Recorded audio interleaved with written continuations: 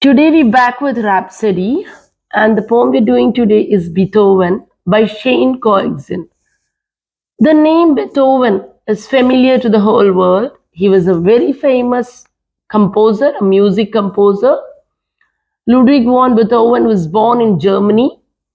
He is the most well-known name in Western classical music. He has written over 740 works during his lifetime. Beethoven and Mozart are the two shining stars in the Western classical music, and his music was it had the background of Bonaparte. It was the period of the French Revolution, so it was a period that extended up to the Romantic era, and we can say that it was every single piece that he composed was a masterpiece. It is still unrivaled. So many works have been written about Beethoven that it is said of Beethoven that you cannot read all that is written about him. You can only choose your books that are written about him. So today we have a poem about Beethoven. Let us see. It is written by Shanekoyczan. Shanekoyczan is a Canadian poet, a First Nations Canadian poet who is very famous for his poems on life, love, bullying, the art of healing, and also he has written about very personal, the personal aspect of life, the self, identity. So let's go into the poem. Listen. His father made a habit out of hitting him. See, some men drink, some men yell, some men hit their children. This man did it all because I guess all men want their boys to be geniuses. So the very first word is listen. The word listen is something that can be used for music because the moment that we hear beautiful music, everything stops. People stop talking. We stop on track and we listen to that beautiful music. So here the poet says, listen. The word grabs your attention. And then he puts forth this imagery, this picture.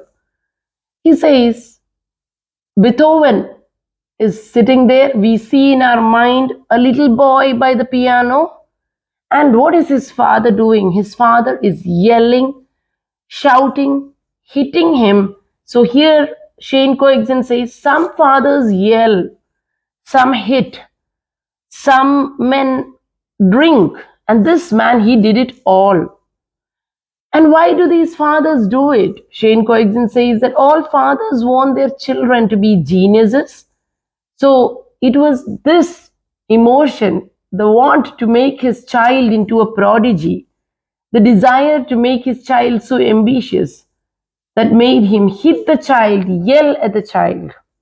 So already in our mind, we can see the image of a little boy standing there near the piano, very innocent, trying to get it right for his father. Beethoven, little boy living in a house where a name meant nothing. Living in a house where mercy had to be earned through each perfect note tumbling up through the roof to tickle the toes of angels whose harps couldn't hold half the passion that was held in the hands of a young boy who was hard of hearing. So next he says that this child had to make every note perfect. That was how he earned mercy. Look at the words that the poet is using, the visual and the auditory imagery that is used. In order to earn a little compassion from his father, he must play perfectly. It is said that Beethoven's father wanted him to be a Mozart. Mozart was known as a child prodigy. He rose to great fame, and Beethoven was at the same time born into a musical family. His father was a piano teacher, and this man wanted his son to become the same as Mozart. He wanted him to earn the same fame. And in order to do that, he started forcing and abusing this little child. And even at a very young age, Beethoven showed his talent. He showed that he would one day become a very famous composer. But that was not enough for the father. It was not enough to nurture this child who was on his own coming up. But instead of that, he wanted to abuse, or he wanted to put so much pressure on this little child and make him a prodigy. So now Shanekoyczan says that the notes of music that this boy produced, he gives him the highest praise by saying that these notes would rise through the roof of the house and rise all the way up to heaven and tickle the toes of angels. And these angels, we have seen pictures and we have heard notes how angels would play on their harps, beautiful melodies that fill the heaven with that heavenly music. But that music which the angels played on their harps couldn't hold up to half the passion. It wasn't even half as good or half the passion of this young boy who played on the piano. But rather than understanding the child or appreciating the child, the father was abusing the child. Beethoven, who heard his father's anthem every time he put finger to ivory, it was not good enough. So he played slowly, not good enough. So he played softly, not good enough. So he played strongly, not good enough. And when he could play no more and his fingers cramped up like the gnarled roots of tree trunks, it was not good enough. Nothing was good enough. So Shanekoyczan, in one of his speeches in one of his TED talks, he says that an adult would see a child and ask them, "What do you want to be when you grow up?" And he says that you are telling the child that you're not good enough already. The child is already something. Does every adult appreciate the fact that the child is already somebody? It's not a nobody that is standing in front of you. It is someone already. It is a child full of potential, full of dreams, full of energy, full of enthusiasm. But the question is asked, what do you want to be when you grow up? And he says that as a young child, he says, a young child would say, I want to be a fireman, I want to be Superman.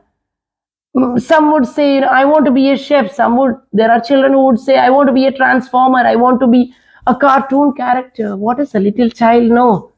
But to dream, with all his passion. But then the very same adult would put down those dreams. Shanekoyczan says that as a young child, when he was asked, what do you want to be when you grow up? And he said, I want to be a writer. Please come up with something realistic. That is what the adult told him. Come on, think of something that is realistic. And then he says that he immediately said, I want to be a boxer. I want to be a professional fighter. And he instantly heard the words, now don't be an idiot. Don't be foolish. You want to be smashed up. So this is what happens sometimes when an adult asks a dream to a child.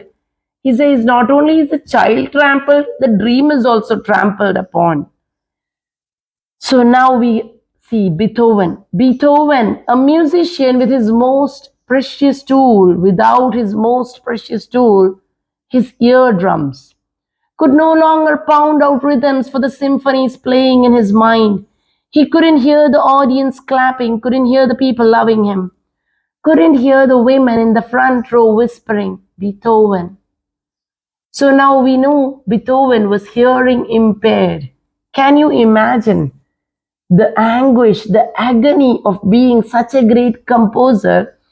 His very life was music, dedicated to music, and he was hearing impaired. He couldn't hear the beautiful music that he was, in fact, creating. And he was standing in front of an audience. And here Shanekoyczan again uses the visual imagery, showing people in the whole gallery sitting and clapping and shouting and, applauding him, the women whispering his name, Beethoven.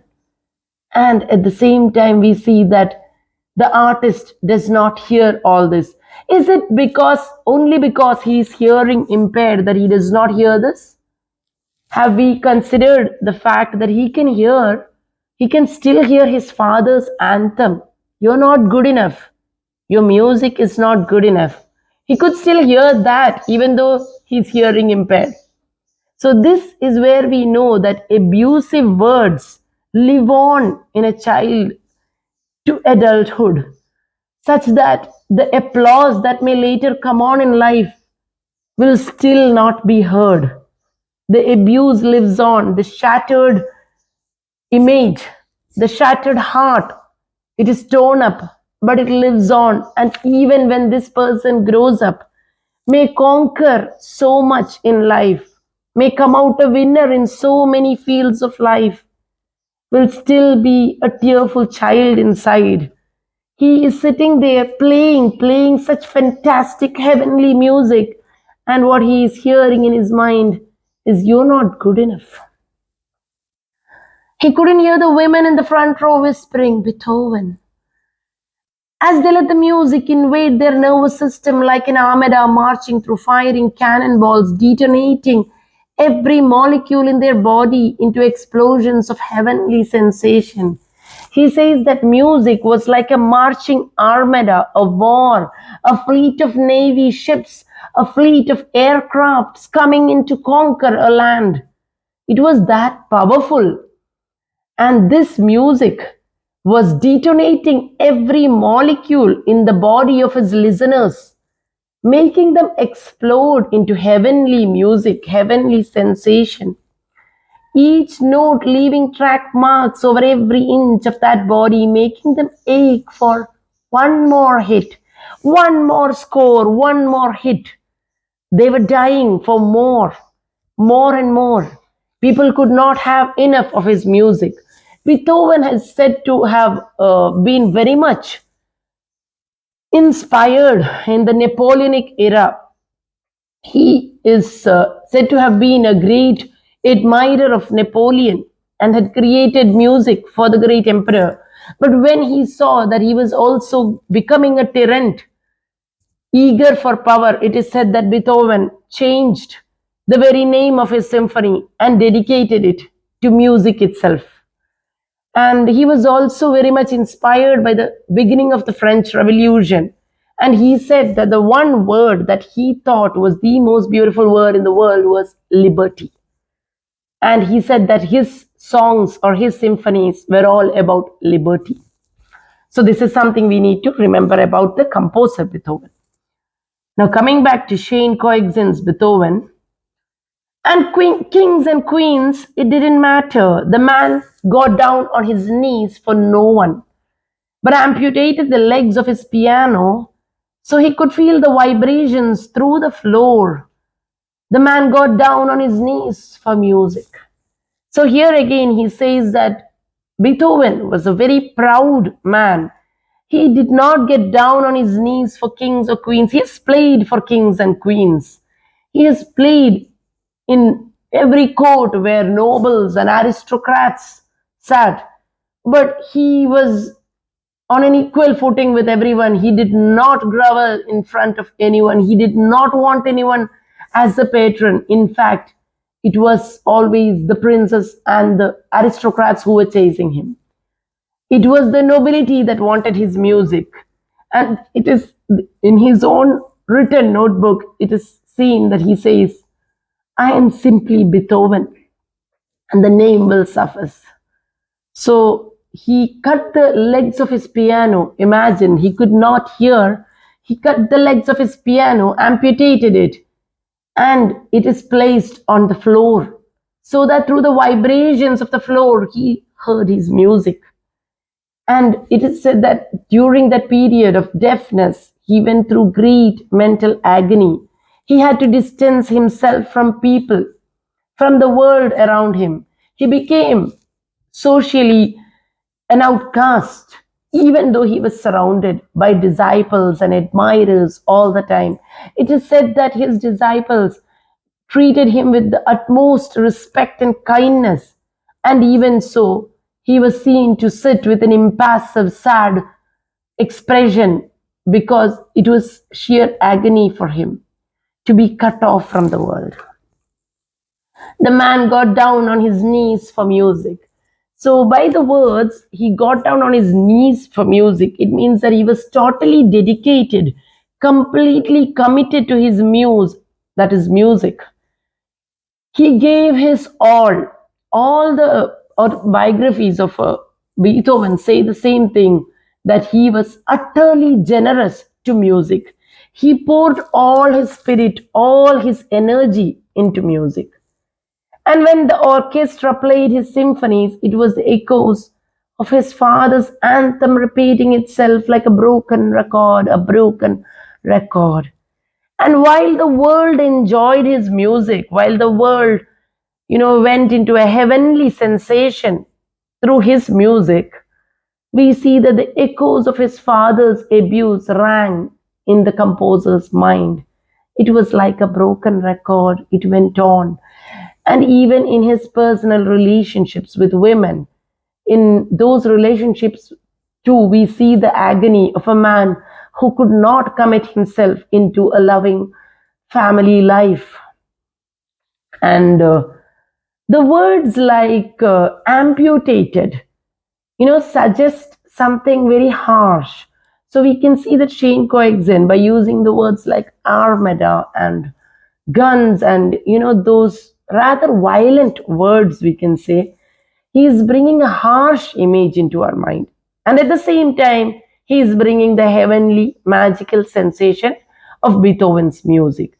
So we can say the poem is about music, art, love, life. All these words apply to this poem. So, what is the broken record of Beethoven's father? It was not good enough, so they played slowly. Now he has a whole team to play for him to bring forth his symphonies into the world. And they too played slowly, not good enough. They played softly, not good enough. They played strongly, not good enough. And Beethoven was very much known in his field for the word improvisation. It is said that if Mozart produced the most beautiful music, it is said that Beethoven was most known for his improvisations, that every piece of work he made, he would improve upon it and he would produce more and more, changing every day. So they try to mock the man, make fun of the madness by mimicking the movements, holding their bows a quarter of an inch above the strings, not making a sound. It was perfect. So we see that the orchestra was playing in every manner. They were playing softly and then strongly. They were playing softly, strongly, silently, slowly. And it is said that even in silence, Beethoven heard music. That is what the poet wants to tell us. That wordless music came to his mind, that his creation came in this moment of agony where the hearing impaired artist sat in utter silence. That utter silence became the backdrop for a great music to flow on. So now he says, you see, the deaf have an intimacy with silence. It's there in their dreams. And the musicians turn to one another, not knowing what to make of the man, trying to calculate the distance between madness and genius. So here, was this a genius that was sitting in front of them, or was this sheer madness? Did he really think that music could be more improved? Could it be made more better? His symphonies was the last word of music, and yet he wanted to make it better. And in that utter silence, he heard music that was even better. And he created the best. But here, the players, they realized that, they are realizing, or even to the audience now that are reading the poem, Shanekoyczan says that the deaf have an intimacy with silence. The deaf or the hearing impaired, they're comfortable with silence. In the world of silence, where the people who can hear and talk are not comfortable in that quiet world. But here, he is able to invade or he is able to conquer the world of quietness too and bring forth music. Realizing that Beethoven's musical measurements could take you the distances past the towers of Babylon. His musical measurements could take you past that very Tower of Babylon. Here we have the another poetic device used, that is illusion. So we are now alluding to the mythological story of the Tower of Babylon. So if we take it it is there in the Bible, it is biblical, it is also mythological. It is said that from the descendants of Noah came many, many men, many, many tribes, and they lived together in the same land. And they lived in such cooperation, in such harmony, that one fine day, the leader said, "Let us build a huge tower, and we will name it the Tower of Babylon. And let the tower reach all the way up to the sky. It should touch the sky." And all the artisans, they stood together and they started building this huge tower. It is said that the heavens were jealous. The angels rushed to God and they were jealous of this tower that was going to touch the sky and heavens. And they also said that no, the people are growing vain. They are forgetting their creator and they are thinking of themselves as gods. It cannot, it should not happen. The tower should not come to completion. And it is said that God or the heavens changed the language of these people, the language that they were speaking to each other. So the man with the hammer was talking to the man with the anvil, and the man with the anvil was talking to another who was laying the bricks. But they were all talking in different languages. And how could you understand? In fact, they were all so confused. And from that comes the word Babel. Confusing. Babel. It was just sound. Everyone was trying to understand each other's language.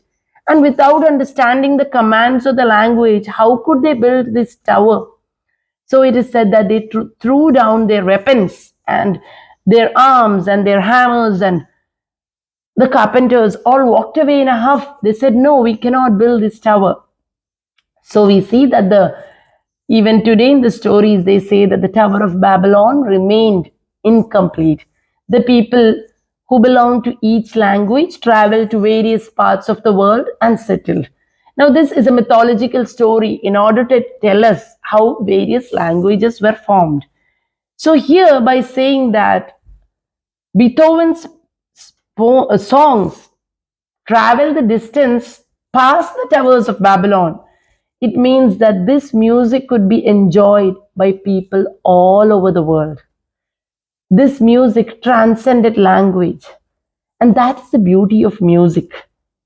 Truly beautiful music transcends all languages. Anyone, anywhere may enjoy it.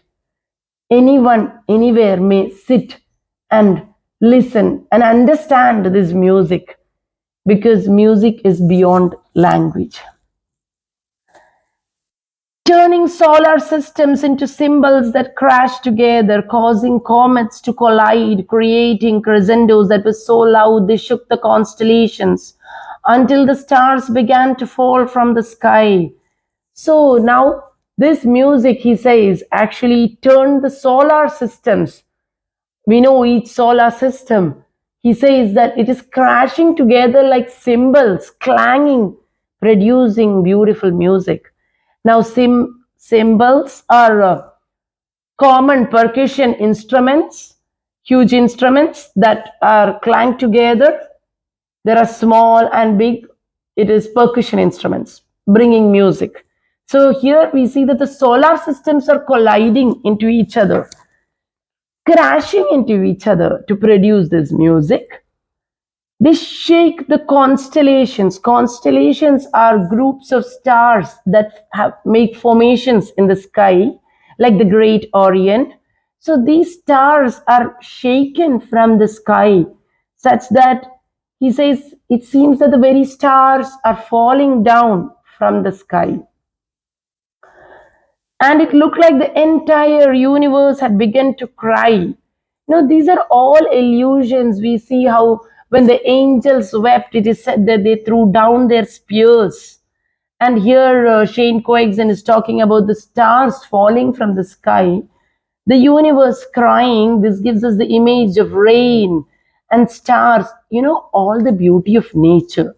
So, this is to say that Beethoven's music was more akin to nature or that which is created by God Himself. It is more akin to the organic nature rather than something that is made by man. Distance must be an illusion, the man must be a genius. So then the audience or the people realize that distance must be an illusion. His music can travel worldwide through the heavens, through the very solar systems. So distance is an illusion, and this man has got to be a genius. The people have to agree that he is a genius in the world of music. Beethoven, his thoughts moving at the speed of sound, transforming emotion into music. So he was transforming emotion into music. So now we see that Shanekoyczan is not just showing us the artist Beethoven. He is painting a picture of the man Beethoven, the man who had all these emotions of ecstasy and agony, of anguish and triumph. All these emotions he is pouring into his music. So the man, we have to see him as the human being. So all his biographies or any writing about Beethoven would make us think of him as the musical artist, not the human being within. So he was transforming emotion into music. And for a moment, it was like joy was a tangible thing, like you could touch it. You could touch joy. Joy was made into something real. Like for the first time, we could watch love and hate dance together in a waltz of such precision and beauty. In such accuracy and such beauty, love and hate were coming together. Now, love and hate are personified here. So, we've been seeing imagery, we've been seeing allusion to mythology and Bible, we've seen metaphor, we're seeing personification. Love and hate was dancing together in a waltz of such precision and beauty that we finally understood that history wasn't enough to know the man. All we ever had to do was listen. He says that history isn't enough to know this man. All we need to do is listen. That is, the music of Beethoven spoke for him. So now we see that through all this abuse, Beethoven has stood up to this abuse and he gave the answer to all his agony through one simple fact, and that is music. Music that was genius. And all we had to do was listen. Now, this word listen is quite repeated twice in the beginning of the poem and at the end of the poem. So, here the poet is also, this is a very deep word. To understand music, we need to listen. To know Beethoven, we need to listen because in his songs, in his compositions, we also see the emotions of the man as well as the artist. And above it, we need to listen to our fellow beings. We need to listen to their pain and empathize. We need to understand that nobody in this world has a right to abuse another. No child should have to face abuse. And even when someone has grown so great, we must remember that those stabs during their childhood or those emotions that are hurt will rankle on forever. So these are all, packed into this word listen. Then the word Beethoven is also repeated several times. That is to show us that that very name, I feel the very name is suffices to show what he is. In There are several important works about Beethoven. In his work by Jan Sofer, which is one of the latest biographies called Anguish and Trump. Jan Sofort says that throughout his life, it was a life filled on one hand with agony. That is, he had a great many illnesses. Not only was he suffering from being hearing impaired, he also had rheumatism. He suffered from cirrhosis. He had a great many physical ailments. And it is said that even while he was writhing in pain throughout his life, his solace was music, and he turned that music into that pain into music. Now, Shanekoyczan is a First Nations Canadian poet, an Indigenous poet who has written a great deal about physical and mental torture, abuse, isolation. He can be called a poet of the times. He deals with a lot of topics that are very relevant today. He's very, very famous for being a word artist. He's a performer. All his poetry is performed with, with actions, and it is given in a dramatic form with music as a background, because he believes that that speaks to the world. They are performances in order to make people aware of the problems that they are facing. He is also talking about cancer, the stigma of cancer, the stigma of mental illness. Thank you.